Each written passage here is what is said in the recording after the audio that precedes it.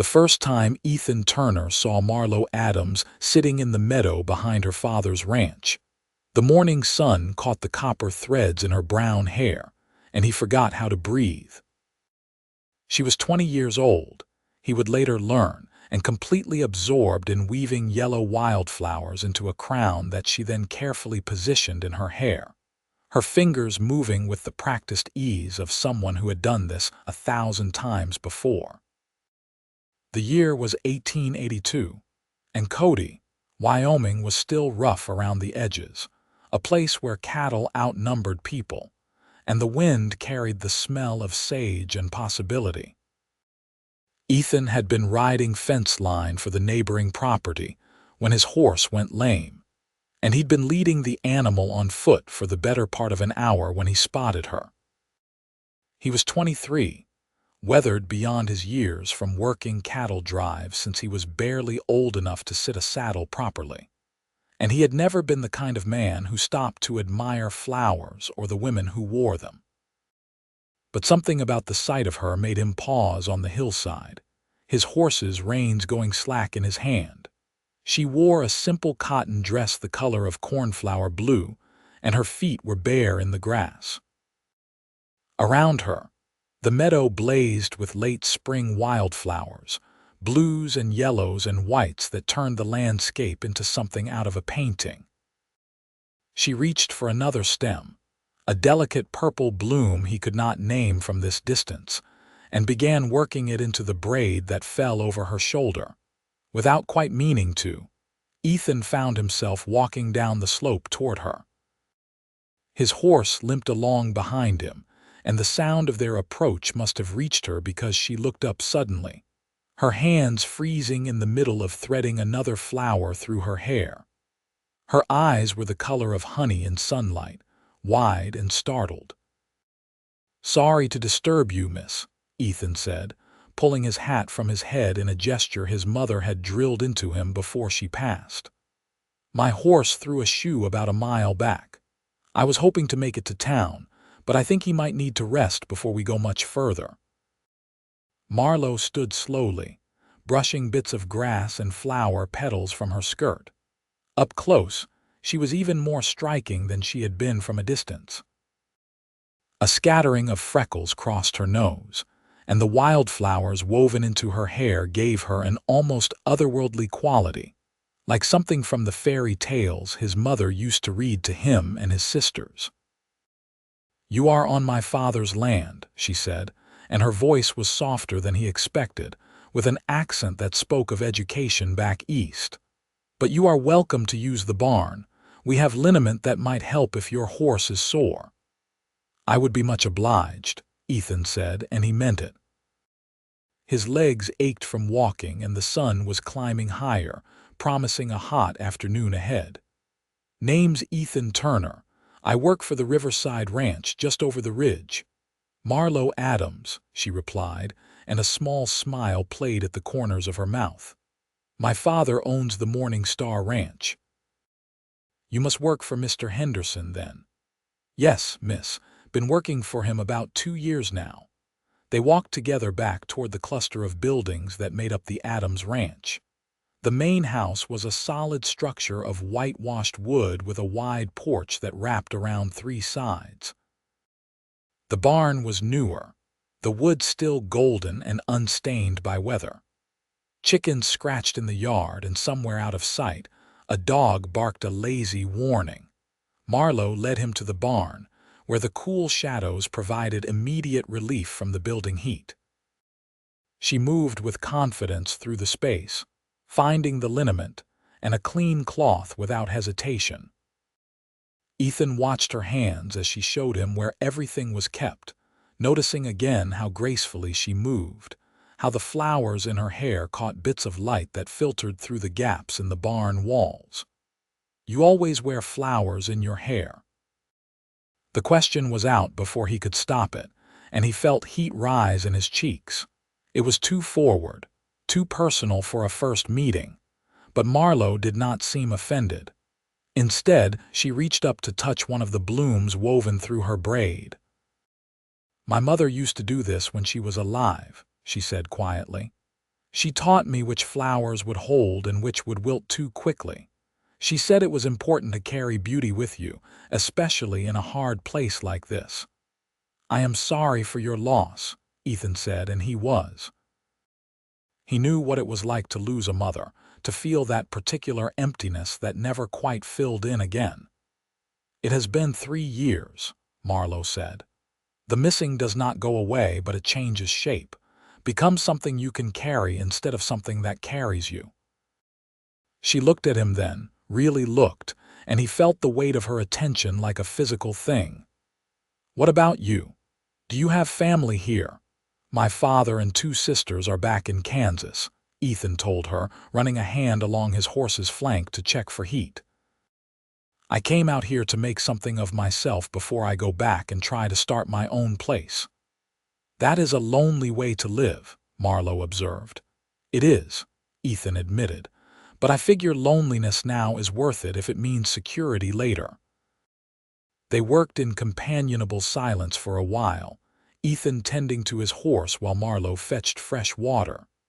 When he finally straightened up, wiping his hands on his pants, he found her watching him again with those honey-colored eyes. "Would you like some lunch before you go?" she asked. "It is the least we can offer after you walked so far." Ethan knew he should decline, should get back to work before Henderson noticed he was gone longer than necessary.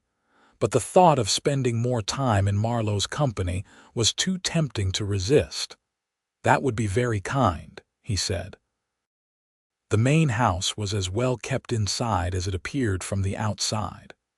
The furniture was simple but well made, and there were touches everywhere that spoke of a woman's hand, even though Marlowe had said her mother was gone. Embroidered cushions on the chairs, curtains that matched the tablecloth, a vase of fresh wildflowers on the kitchen table. Marlowe moved around the kitchen with easy competence, setting out bread and cold chicken, pouring fresh milk into glasses. Ethan sat at the table, feeling suddenly aware of how dusty and trail-worn he must look in this clean, orderly space. "Is your father around?" he asked, thinking he should probably introduce himself properly to the man who owned this land. "He rode into town this morning," Marlowe said, setting a plate in front of him. "He is meeting with the bank about expanding our herd. We have been doing well, and he thinks we can support more cattle." "That is good news," Ethan said. "A lot of ranchers are struggling this year." "We have been fortunate," Marlowe agreed, sitting down across from him. "My father is a careful man. He plans for lean years even when times are good." They ate and talked, the conversation flowing easier than Ethan would have expected between 2 people who had just met. Marlowe asked him about Kansas, about his family, about what had drawn him west.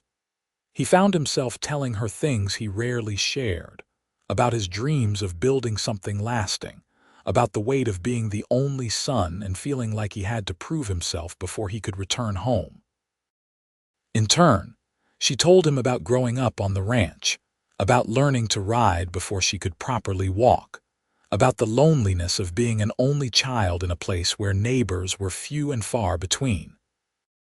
She talked about her mother's death from pneumonia, about how her father had thrown himself into work afterward, leaving Marlowe to manage the house and find ways to fill the long, quiet hours.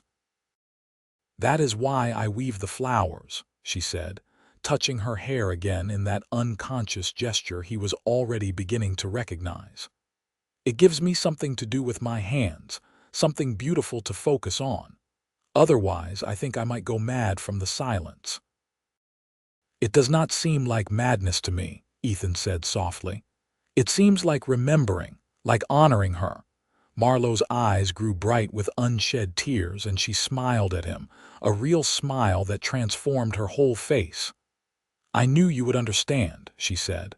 "I could tell the moment I saw you." The sun was high overhead when Ethan finally stood to leave. His horse seemed rested enough to make the journey back to the Riverside Ranch, though he would need a proper shoeing as soon as possible. Marlowe walked with him out to the barn, helped him saddle up. Will I see you again?" Ethan asked, and his heart hammered against his ribs as he waited for her answer. "I hope so," Marlowe said. "I come to the meadow most mornings when the dew is still on the flowers. They are freshest then, better for braiding." "I will remember that," Ethan promised. He rode away without looking back, afraid that if he did, he would turn the horse around and never leave. But he carried the image of her with him, standing in the barn doorway with wildflowers in her hair and the Wyoming sun painting everything golden around her. True to his word, Ethan found reasons to ride past the Adams ranch over the following weeks. Sometimes he truly did have legitimate business in that direction, a fence line to check or a stray cow to retrieve. Other times, he invented excuses that would not hold up under scrutiny. But Henderson was a fair boss and seemed to sense that something had shifted in his hired hand's usual routine. Each time he found Marlowe in the meadow, her fingers working flowers into her hair with the kind of focused attention that made him think of prayer. Sometimes she made crowns of yellow buttercups. Other times she wove in the delicate blue forget-me-nots that grew near the stream. Once he found her surrounded by white daisies, their petals so bright in the morning sun that she seemed to glow. They talked while she worked, and gradually, Ethan learned the rhythms of her life the way he knew the patterns of the seasons. He learned that she had wanted to be a teacher before her mother died, that she had studied from books her mother ordered from the East. He learned that she could speak some French, though she rarely had reason to use it, and that she played piano, though the ranch house piano had gone out of tune from the dry Wyoming air. He learned that her father, James Adams, was a stern but fair man who loved his daughter but had no idea what to do with her now that she was grown. That he wanted her to marry, but most of the available men in Cody were either too old, too rough, or too poor to meet his standards. "He wants me to be happy," Marlowe told Ethan one morning, threading purple columbine through a braid that hung over her shoulder. "But he also wants me to be safe and provided for. He worries that after he is gone, I will be left alone with no one to protect me." "You do not strike me as someone who needs much protecting," Ethan observed, and Marlowe laughed. "That is what I tell him, but he does not believe me. He sees me as the little girl who used to follow him around the ranch, not as a woman who can manage accounts and plan feed schedules." She secured the last flower and looked up at him, her expression suddenly serious. "What do you see when you look at me, Ethan?" The question hung in the air between them, weighted with possibility. Ethan had been raised to be honest, sometimes to a fault, and he could not bring himself to dissemble now. "I see someone brave," he said slowly. "Someone who takes grief and turns it into something beautiful. Someone who knows her own mind and is not afraid to speak it. I see someone I would very much like to know better, if she would let me." Marlowe stood, brushing grass from her skirt, and walked over to where he sat on a fallen log at the edge of the meadow. She was close enough now that he could see the individual freckles scattered across her nose, could smell the faint scent of lavender that clung to her clothes. "I would like that too," she said softly. After that, their meetings became more frequent, more intentional. Ethan would finish his work early, racing through his chores so he could ride to the meadow and find Marlowe waiting. They talked about everything and nothing, sharing dreams and fears, and the kind of quiet observations that only make sense when spoken to someone who truly listens. Ethan told her about his father's ranch in Kansas, about the creek that ran through the property where he and his sisters used to catch frogs, about his mother's garden, carefully tended even during droughts, and how she had taught him to see the beauty in hard work well done. Marlowe shared her own memories, painting pictures of her mother so vivid that Ethan felt he could almost see the woman. She talked about learning to ride on her mother's gentle mare, about helping bake bread in the ranch house kitchen, about the songs her mother used to sing in the evenings when her father was out checking cattle. One morning, about 6 weeks after their first meeting, Ethan brought his own offering to the meadow. He had spent the previous evening carving a small wooden comb, the handle decorated with a simple pattern of leaves and vines. It was not fancy, nothing like the store-bought items he had seen in the general store in town, but he had made it himself, and he hoped that would count for something. Marlowe held it like it was made of gold, running her fingers over the smooth wood, tracing the carved pattern with reverent attention. "It is beautiful," she whispered. "Did you really make this?" "I did," Ethan confirmed, suddenly shy. "I thought maybe you could use it for your flowers." Instead of answering, Marlowe took the comb and carefully worked it into her hair, securing the braid of wildflowers she had woven that morning. The effect was simple and lovely, the pale wood complementing the flowers perfectly. "How does it look?" she asked, turning her head so he could see. "Perfect," Ethan said, and he was not talking about the comb. They sat together in the meadow as the morning stretched toward noon, shoulders just touching, neither quite willing to move and break the moment. A hawk circled overhead, calling out in its high, piercing voice. Somewhere in the distance, cattle lowed, and the wind carried the smell of sage and sun-warmed grass. "Ethan," Marlowe said after a long silence, "what are we doing?" He knew what she was really asking, could hear the hope and fear tangled together in her voice. They had been dancing around this for weeks now, pretending that these meetings were casual, that the feelings building between them were nothing more than friendship. "I think," Ethan said carefully, "that I am falling in love with you, and I hope that maybe you feel something similar." Marlowe turned to look at him, and her eyes were bright with tears that she blinked away quickly. "I do," she said. "I have been trying not to, trying to be sensible, but every time I see you, I feel like I can breathe more deeply, like the world makes more sense." "Then we should probably talk to your father," Ethan said, though the thought made his stomach clench with nervousness. "I do not have much to offer right now, but I am a hard worker and I am saving money. In another year or two, I should have enough to buy some land, start my own herd." "My father cares more about character than money," Marlowe said, but her voice held uncertainty. "At least I think he does, but he can be difficult about some things. He had specific ideas about who I should marry." "What kind of ideas?" Ethan asked, though he was not sure he wanted to know the answer. "Someone established," Marlowe said. "Someone who already has land and cattle, who can provide security immediately.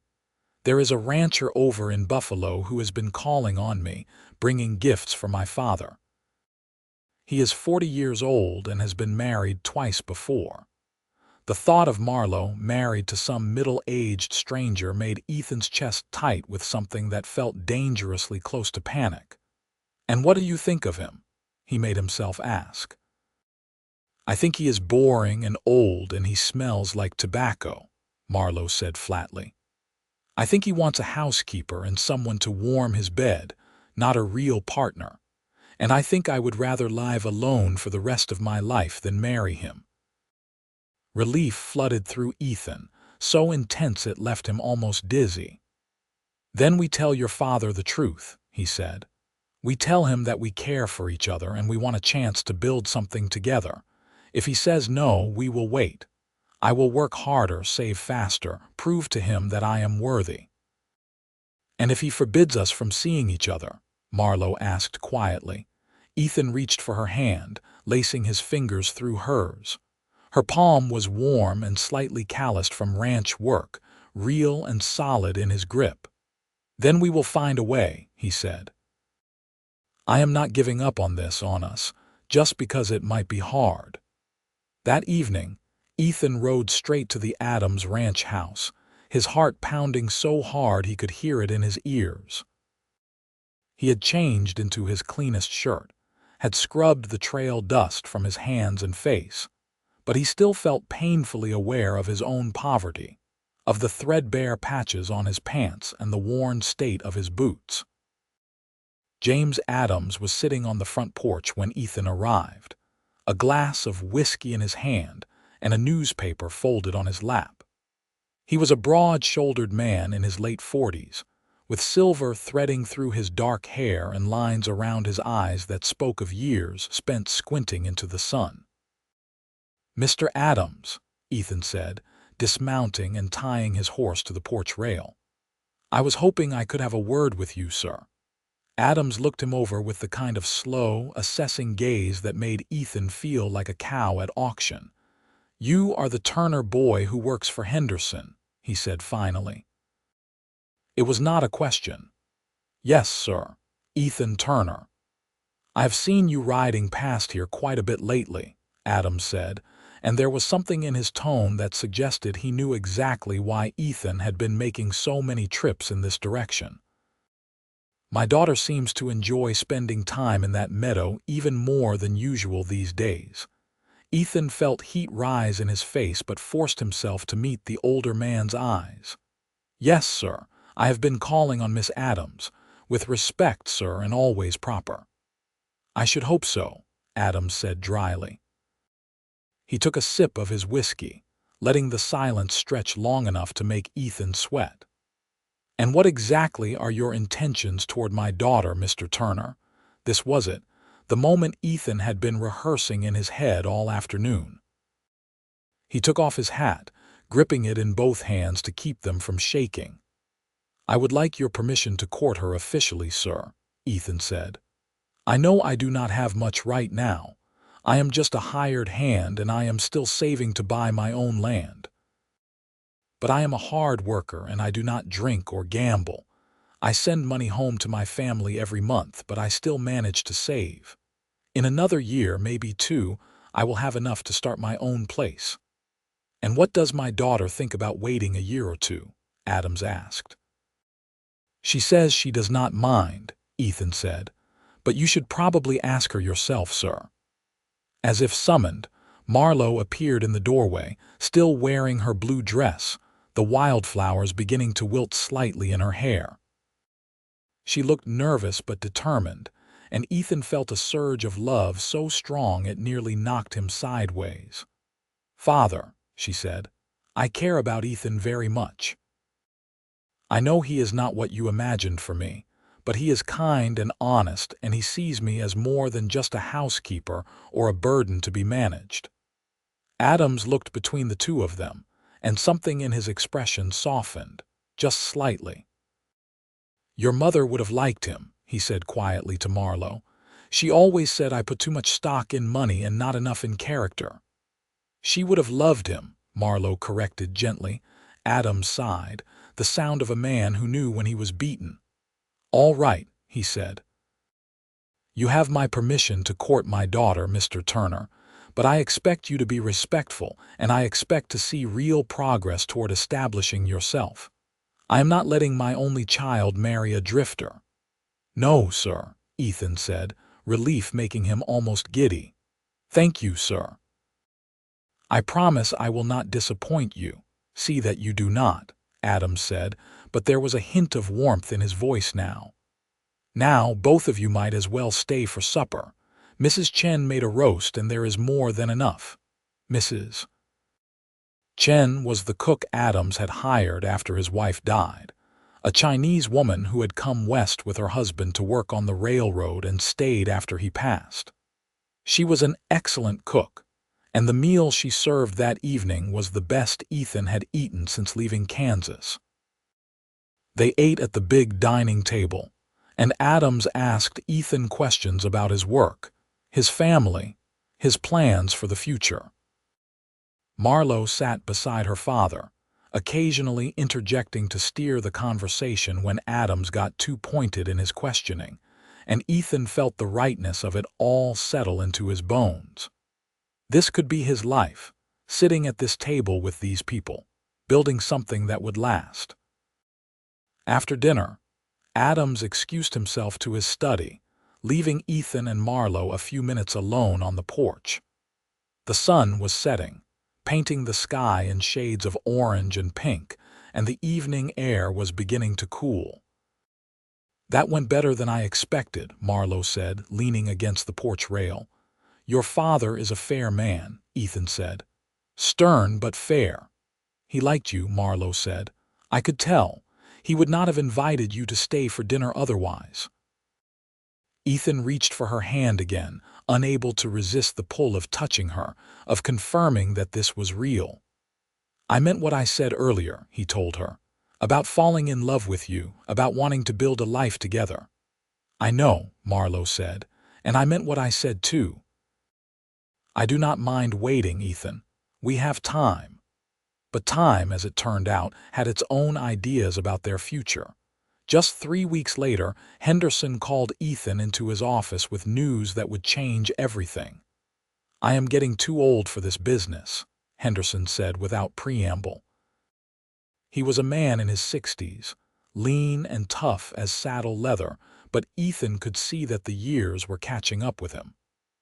"My daughter back in Missouri wants me to come live with her and her family, help with the grandchildren. I am thinking about selling the ranch." Ethan's heart sank. "I am sorry to hear you are leaving, sir. You have been a good boss."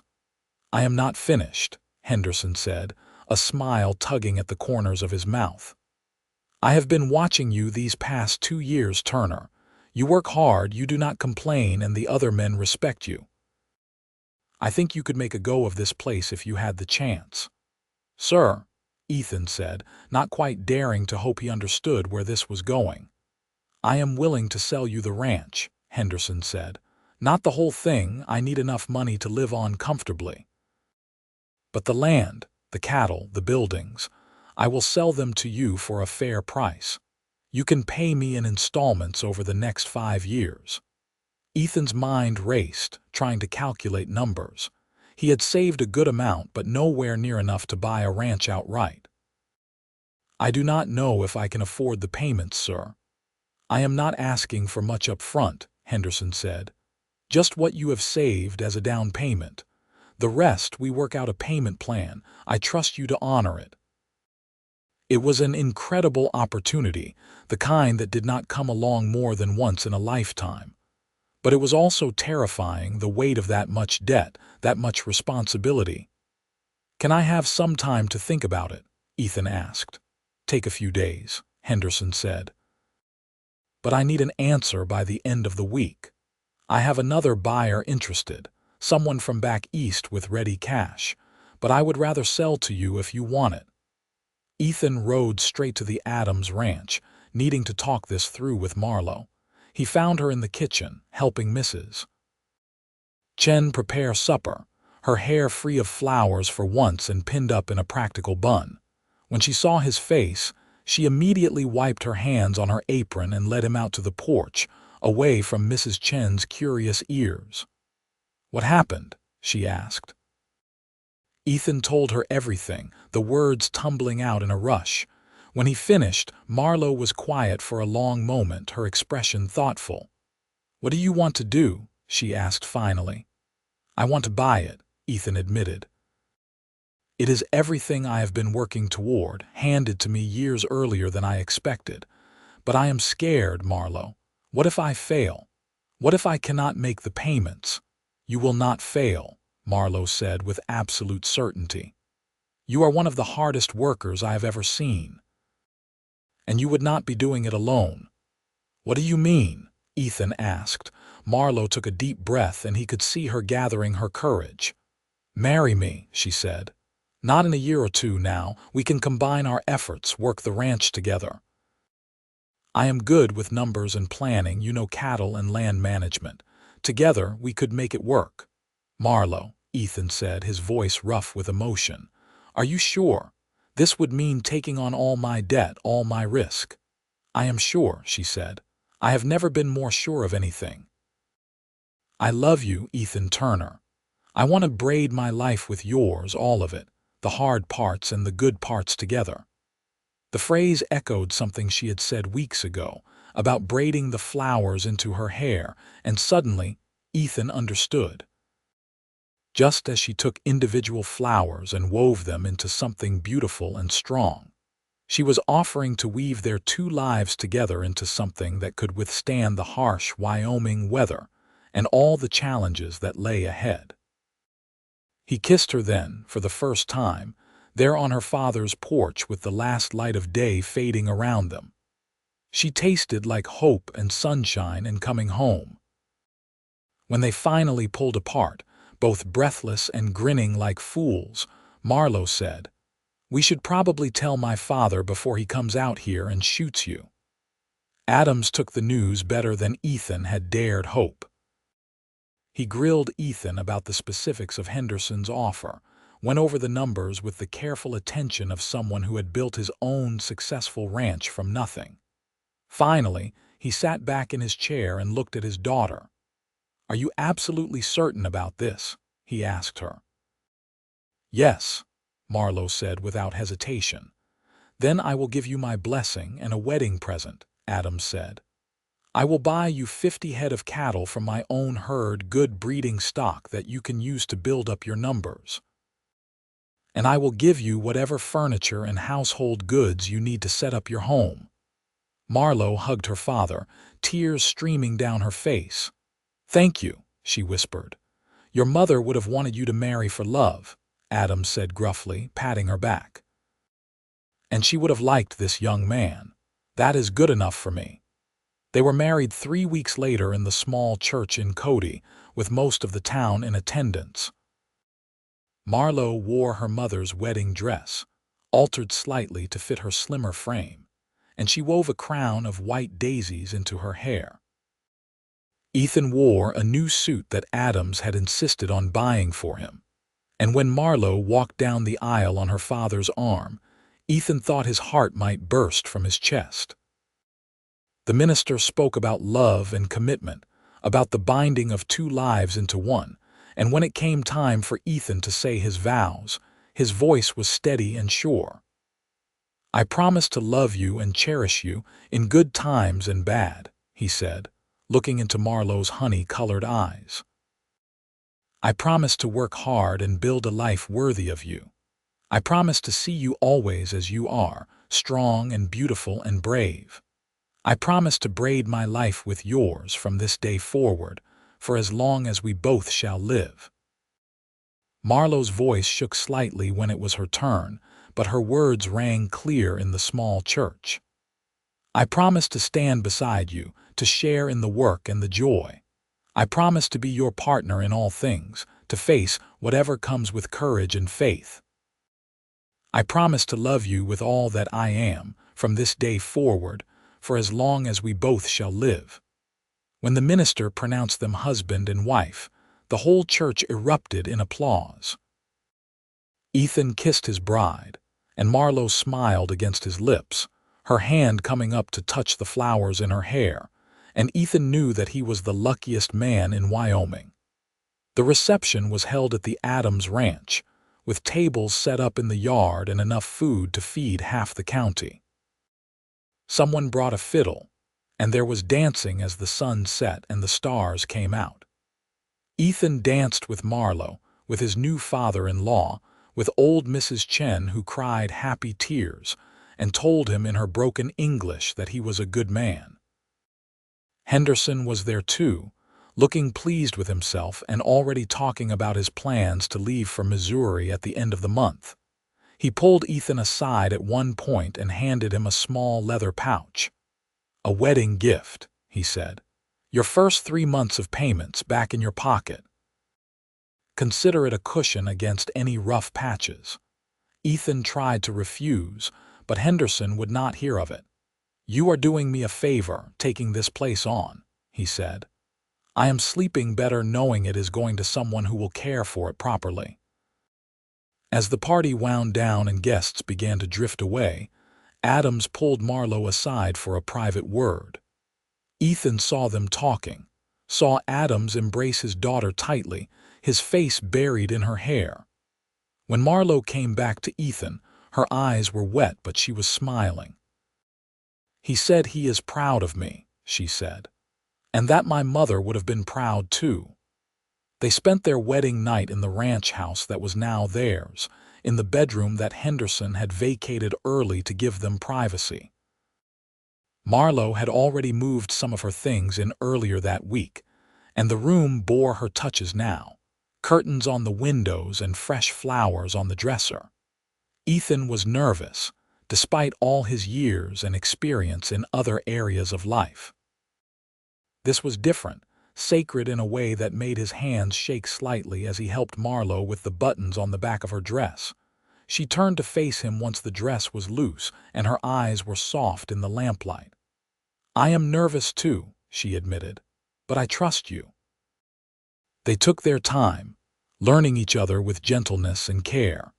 And afterward, Marlowe fell asleep with her head on Ethan's chest, her hair spread across the pillow, still smelling faintly of the flowers she had worn that morning. Ethan lay awake for a long time, listening to her breathe, feeling the weight of her against him, and thinking about all the mornings to come when he would wake up beside her. The work of building their life together began in earnest the next day. There was no time for an extended honeymoon, not with a ranch to run and payments to make. But Ethan found that he did not mind. Working beside Marlowe, watching her move through the house and the barn with confident purpose, felt like its own kind of celebration. True to her word, Marlowe proved to be exceptional at the business side of ranching. She kept meticulous books, tracking every expense and every dollar earned. She negotiated with buyers and suppliers with a firm hand, refusing to be cheated just because she was a woman. And she worked alongside Ethan in the barn and the fields, her hands growing calloused and her skin bronzing from the sun. At night, they would sit on the porch together, watching the sunset paint the sky and talking about their plans. They wanted to expand the herd, to build up the quality of their breeding stock. They talked about maybe adding horses to their operation, about planting a garden, about all the little improvements they could make to turn this property into something truly special. And every morning, Ethan would wake to find Marlowe already up, sitting by the window with her fingers working flowers into her hair, just like the first time he had seen her. It became his favorite part of the day, watching her in those quiet moments, seeing the way the early light caught in her hair and made her glow. The first year was hard. There were moments when Ethan lay awake at night, adding and re-adding numbers in his head, wondering if they would make the payment that was due. But they always did, sometimes just barely, sometimes with a little to spare. And gradually, the fear that had kept Ethan awake began to ease. The ranch began to prosper under their careful management. The cattle they had received from Adams proved to be excellent breeding stock, and their calves sold for good prices. Ethan earned a reputation for fair dealing and quality animals, and buyers began seeking him out rather than the other way around. Marlowe transformed the ranch house into a real home. She planted a kitchen garden that provided fresh vegetables through the growing season. She sewed curtains and quilts, refinished furniture, painted the walls a warm cream color that made the whole house feel brighter. She even managed to get the piano tuned, and sometimes in the evenings, Ethan would listen to her play, marveling at this woman who could birth a calf in the morning and make beautiful music in the evening. James Adams was a frequent visitor, riding over from the Morning Star Ranch at least once a week. He and Ethan developed a genuine friendship, bonding over their shared love of cattle and land. Adams taught Ethan some of the harder lessons he had learned over his years in ranching, and in return, Ethan helped out when the Morning Star needed extra hands. Mrs. Chen sometimes came along with Adams, bringing food and gossip from town. She fussed over Marlowe, making sure she was eating enough, that she was not working too hard. Ethan thought she saw Mrs. Chen as something of a substitute mother, and he was grateful for the older woman's presence in Marlowe's life. 2 years after their wedding, on a bright spring morning, Marlowe told Ethan she was expecting their first child. She said it while they were eating breakfast, her voice casual as if she were commenting on the weather, but her eyes were bright with excitement and nervousness. Ethan dropped his fork, staring at her in shock and delight. "Truly?" he asked. "Truly," she confirmed, and then she was in his arms, both of them laughing and crying at the same time. Adams was thrilled at the news, already planning to build a cradle and talking about which of his cows would be good milk producers for when the baby was weaned. Mrs. Chen immediately began knitting tiny sweaters and blankets, and the women from town started dropping by with advice and hand-me-down baby clothes. Marlowe bloomed through her pregnancy, her face fuller, her movements slower but still graceful. She continued to braid flowers into her hair each morning, though she complained that she could barely see her feet and needed Ethan's help with her boots. Their son was born on a cold November night, arriving early and in a hurry. The midwife barely made it in time, and Ethan spent the whole labor pacing the porch, listening to Marlowe's cries and feeling utterly helpless. When the baby's first wail finally split the night, Ethan nearly collapsed with relief. They named him Samuel, after Ethan's father, and he had Marlowe's honey-colored eyes and a surprising amount of dark hair.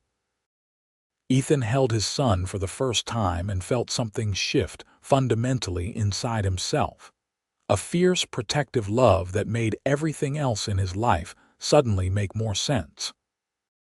Marlowe recovered quickly from the birth, and within a few weeks was back to managing the household, though she now did it with a baby strapped to her chest in a sling Mrs. Chen had made. Samuel proved to be an easy baby, content to sleep or watch the world with wide, curious eyes while his parents worked. Adams doted on his grandson, visiting even more frequently now, always bringing some gift or toy he had carved himself. Watching the stern rancher melt into softness around the baby, Ethan finally understood what Marlowe had meant when she said her father showed love through action rather than words. The seasons cycled on. Samuel learned to crawl, then to walk, then to run across the yard chasing chickens. He learned to say Papa and Mama and Grandpa, and Ethan watched his son grow with a wonder that never quite faded. 3 years after Samuel's birth, Marlowe gave them a daughter. Emily arrived on a spring morning, easier than her brother had been, with a full head of red gold hair that caught the light and made her look like she was crowned in flame. She had Ethan's blue eyes and Marlowe's stubborn chin, and from the moment she could sit up, she wanted to be outside, reaching for the flowers that grew around the house. "She is going to be trouble," Marlowe predicted, watching their daughter at 2 years old trying to climb out of her playpen to get to the wildflowers on the table. "She gets that from you," Ethan said, pulling Marlowe close and kissing the top of her head. Life settled into a rhythm that felt sustainable. The ranch continued to prosper, and Ethan was able to make his final payment to Henderson's estate 3 months early. He had gotten word the previous year that Henderson had passed peacefully in his sleep, surrounded by his daughter and grandchildren, and Ethan had felt the loss keenly. But owning the ranch free and clear felt like honoring Henderson's faith in him. Samuel grew into a serious child, always watching and learning, wanting to help his father with the cattle. Emily was wilder, more likely to be found in the meadow picking flowers than in the barn doing chores. But both children knew the value of hard work, and both were growing up with the kind of security and love that Ethan had dreamed of providing. Adams grew older, his hair going fully gray, his movements a bit slower. But he was still sharp as ever, still running the Morning Star with competent efficiency. He talked sometimes about leaving the ranch to Marlowe and Ethan when he passed, combining the two properties into one larger operation.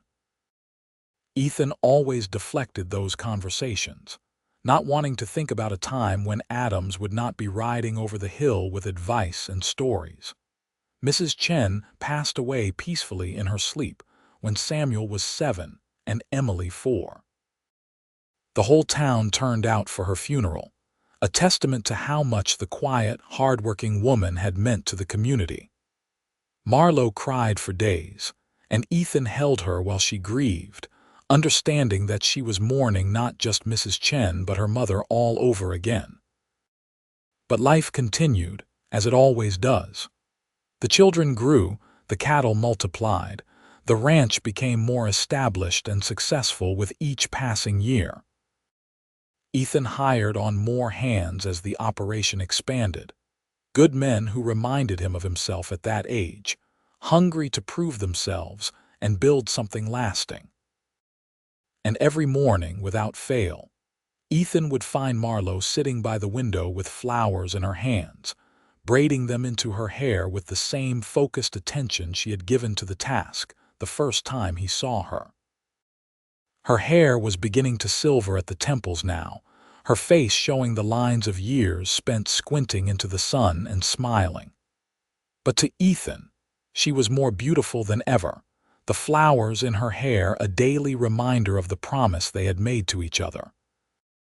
"Do you ever get tired of doing that?" he asked her one morning, watching her work a delicate blue flower through her braid. "Never," Marlowe said, securing the last bloom and turning to smile at him. "It reminds me of my mother, yes. But it also reminds me of the day we met, of how you looked at me like I was something precious. I never want to forget that feeling." "You are something precious," Ethan said, crossing the room to pull her into his arms.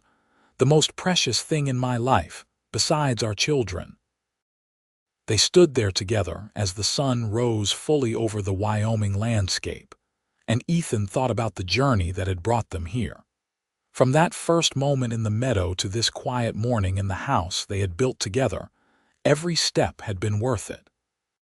Samuel came thundering down the stairs, already dressed and ready to help with the morning chores.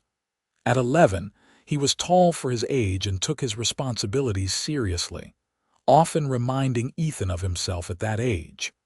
"Papa, are we riding out to check the north pasture today?" he asked. "We are," Ethan confirmed. "After breakfast. Why do not you go start gathering the horses?" Samuel ran off, and a few minutes later Emily appeared, her hair wild from sleep and a flower already clutched in her hand. At 8, she was the image of her mother, complete with the honey-colored eyes and the habit of weaving flowers into her hair. "Mama, will you teach me the French braid today?" she asked. "I want to put flowers in it like you do." "After breakfast, sweetheart," Marlowe promised, smoothing her daughter's tangled curls. They ate together as a family, the conversation flowing easy and comfortable. Afterward, while Ethan and Samuel saddled the horses, Marlowe sat with Emily on the porch, teaching her the intricate crossing pattern of a French braid and showing her which flowers would hold best. Watching his wife with their daughter, seeing Emily's face light up as she learned the skill her mother and grandmother had cherished, Ethan felt his throat grow tight with emotion. This was what he had dreamed of all those years ago when he was just a hired hand with more ambition than sense. Not just land or cattle or financial security, but this: a family, a legacy, a life woven together from love and hard work and daily acts of devotion. The years continued to pass, marked by the changing seasons and the growing of their children. Samuel turned into a young man who was thoughtful and capable, someone Ethan trusted to run the ranch when he and Marlowe took the rare trip into town or over to visit friends. Emily grew into a beautiful young woman who could gentle a horse or birth a calf with equal skill. Her hair always adorned with flowers, continuing the tradition her grandmother had started. Adams passed away peacefully at 73, sitting in his favorite chair on his porch with a glass of whiskey in his hand. Ethan found him there when he rode over for their usual Sunday visit, and he wept openly for the man who had become more than a father-in-law, who had been a true friend and mentor. The Morning Star Ranch did indeed become part of their holdings, combined with what they now called the Turner Ranch to create one of the largest and most successful operations in northern Wyoming. But the expansion brought new challenges, more hands to manage, more land to oversee, more responsibility to shoulder. Ethan was 52 when Samuel announced he wanted to marry a girl from town, a sweet-faced young woman named Catherine who worked at her father's mercantile. Watching his son court his bride, Ethan was transported back to those early days with Marlowe, to the nervous excitement and bone-deep certainty that comes with real love. They held the wedding at the ranch, just as Ethan and Marlowe had married in town all those years ago. Samuel and Catherine said their vows under an arbor woven with wildflowers, and Catherine wore a crown of daisies in her hair at Emily's suggestion. Ethan danced with his new daughter-in-law with his own wife, with Emily, who complained that she would never find anyone because all the boys in Cody were boring. "You will," Marlowe assured her later, adjusting the flowers in Emily's hair. "When you least expect it, he will appear and you will know." "Like you knew with Papa?" Emily asked. "Exactly like that," Marlowe confirmed, her eyes finding Ethan across the crowded yard and her smile softening. Samuel and Catherine built a house on the far edge of the property, close enough to help with the ranch work but far enough to have their own space. Their first child, a son they named James after his grandfather, arrived 10 months after the wedding. Ethan held his grandson and marveled at how the cycle continued, each generation building on what the last had created. Emily did eventually find love, though not in the way any of them expected. A young veterinarian moved to Cody, fresh from studying back east, full of new ideas about animal health and breeding. He was smart and kind, and he looked at Emily like she hung the moon, and when he asked for her hand, Ethan gave his blessing without hesitation. At their wedding, Emily wore her grandmother's dress that Marlowe had worn, altered again to fit her taller frame. And like Marlowe before her, she wove flowers into her hair, creating a crown of blue and white blooms that caught the light and made her glow. Ethan walked her down the aisle, thinking of the circle that had completed itself, of traditions passed down and love multiplied across generations. The ranch continued to thrive under the combined efforts of the family. Samuel proved to be a natural leader, taking on more and more of the day-to-day operations as Ethan gradually stepped back. Emily and her husband, Peter, brought modern veterinary practices to the ranch that improved the health and quality of their herds. And through it all, Ethan and Marlowe remained the steady center, the foundation on which everything else was built. Ethan was 60 when he finally felt comfortable stepping away from the daily operations entirely, leaving the ranch in Samuel's capable hands. He had earned his rest, had built everything he had dreamed of and more. But retirement did not mean idleness. He spent his days maintaining the buildings, mending fences, helping with the grandchildren who now numbered 5 and seemed to multiply every few years. And every morning he watched Marlowe braid flowers into her hair, her movements slower now but still graceful, still purposeful. Her hair was more silver than brown, her hands marked with age spots and the scars of decades of work. But she was still the most beautiful thing he had ever seen. "Do you remember the first thing you said to me?" Marlowe asked him one morning, catching him watching her. "I apologized for disturbing you," Ethan said, the memory as clear as if it had happened yesterday instead of nearly 40 years ago. You were sitting in the meadow, and I felt like I was intruding on something sacred." "You were," Marlowe said, her eyes soft with memory. "I was talking to my mother, telling her about my life, and then you appeared and everything changed." "For the better, I hope," Ethan said. "For the better," Marlowe confirmed. "You asked me once if I ever got tired of braiding flowers into my hair. Do you remember what I said?" "You said it reminded you of your mother and of the day we met," Ethan said. "It is more than that now," Marlowe said softly. "Every flower is a memory, a moment I want to hold on to. The yellow ones are for sunshine and laughter. The blue ones are for quiet mornings like this, just you and me. The white ones are for new beginnings, for grandchildren and great-grandchildren yet to come. Each braid is a way of weaving all those moments together into something I can carry with me." Ethan crossed to her, kneeling beside her chair despite the protest of his aging knees. He took her hands in his, feeling the familiar warmth of her palm against his. "You asked me once," he said, "to braid my life with yours. That was the best decision I ever made, Marlowe. Every day with you has been a gift." Marlowe leaned forward, pressing her forehead against his. "We built something good, did we not?" she whispered. "We built something extraordinary," Ethan corrected.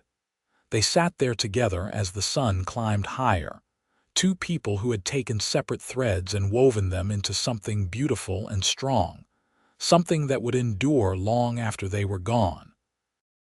Outside, they could hear their grandchildren playing, Samuel calling out instructions to the ranch hands, Emily laughing at something Peter said.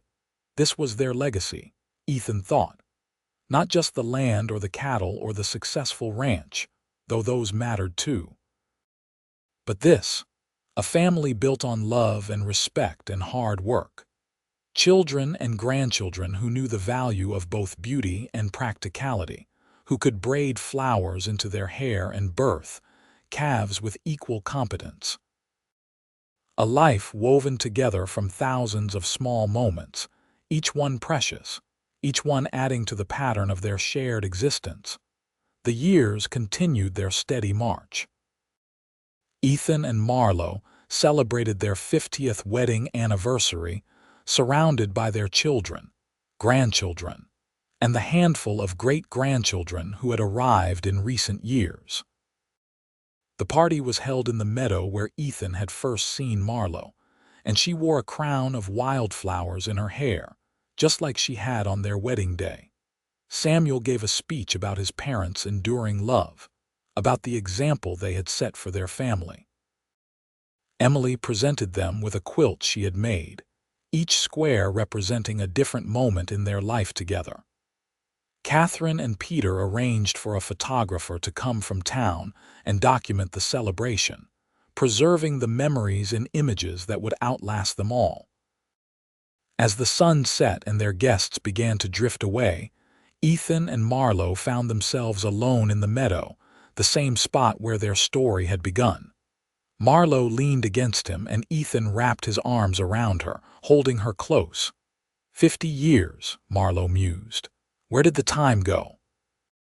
Into this, Ethan said, gesturing at the ranch spread out below them, at the houses where their children and grandchildren lived, at the life they had built together. Into every fence post and every calf, into every morning watching you braid flowers into your hair. Into our children and their children. The time did not disappear, love. It transformed into something lasting. I would not change a single moment, Marlowe said. Neither would I, Ethan agreed. They stood there as the stars began to appear one by one in the darkening sky. Somewhere in the distance, a coyote called out, and cattle lowed their evening song. The wind carried the smell of sage and grass and home. Ethan was 75 when his heart finally began to fail. The doctor from town was frank about the prognosis. Ethan's heart was simply worn out from decades of hard work, and there was nothing to be done but manage the symptoms and enjoy whatever time remained. Marlowe refused to let him see her cry. at least not during the day. But at night, Ethan would wake to feel her tears soaking into his nightshirt, and he would hold her close and tell her it was all right, that they had been blessed with more time than most people got. "I am not ready to lose you," Marlowe whispered into the darkness. "I am not ready to go," Ethan admitted. "But when the time comes, you will be all right. You are the strongest person I have ever known." "I am only strong because you are beside me," Marlowe said. "That is not true," Ethan said gently. "You were strong the day I met you, sitting alone in that meadow, turning your grief into something beautiful. You will be strong after I am gone too. You will keep braiding flowers into your hair, keep telling our story to the grandchildren, keep making sure our legacy endures." He lasted another year, growing gradually weaker, but stubbornly refusing to spend his remaining time in bed. He sat on the porch with Marlowe, watching the ranch operate with smooth efficiency under Samuel's management. He played with the great-grandchildren, telling them stories about the old days. He made peace with the inevitable, finding comfort in knowing that he had lived a full and meaningful life. On a warm spring morning, with wildflowers blooming in the meadow and the sun painting everything golden, Ethan Turner passed quietly in his sleep, his hand clasped in Marlowe's, his last sight the flowers she had woven into her hair that morning.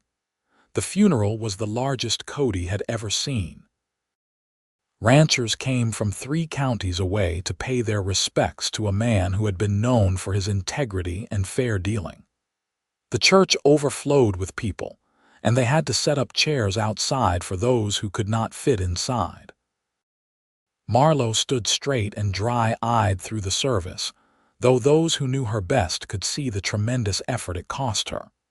She wore Ethan's favorite dress, the blue one she had worn the day they met, and her hair was woven through with white daisies and blue forget-me-nots.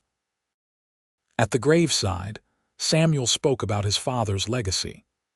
Emily read a poem about love enduring beyond death, and Marlowe, at the very end, stepped forward and removed the flowers from her hair, laying them gently on the casket. "Until we meet again," she whispered. In the months that followed, the family worried about Marlowe. She had been with Ethan for more than 50 years, had built her entire adult life around their partnership. Who would she be without him? But Marlowe surprised them all. She grieved, deeply and genuinely, but she did not break.